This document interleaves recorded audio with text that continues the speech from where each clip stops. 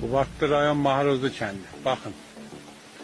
Qubadlı cəmaatı, Mahruzlu cəmaatı baxın bu evlərə. Tövlə, bir daş üstə, pəncərə yerdə.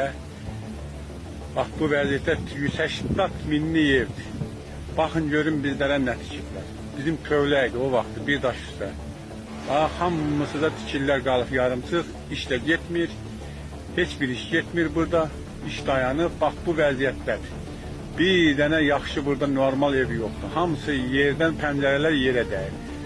Bir dənə sabah sel olsa, deməli bura dağılacaq. 180 minli evi tövlə tikilib bu cəmaat üçün. Xahiş edirik sizdən.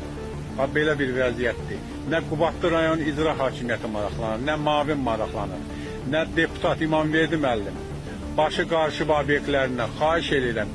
Niyə bir dəfə maraqlanıb demirsən ki, görün burada nə tikir? Seçki qabağı seçiləndə gəlib qapı gəlirdiniz.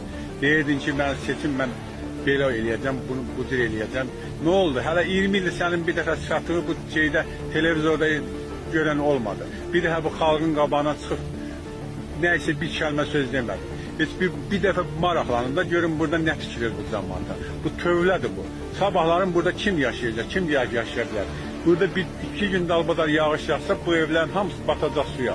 Bax bu vəziyyətdədir, bədbaxt vəziyyətindədir buralar. Heç bir iş görülmür, heç bir iş getmir. Çox pis gündə, ot əncər də basıb, burada kim yaşayacaq, necə yaşayacaq mən bilmirəm. 180 minli ev belə olar.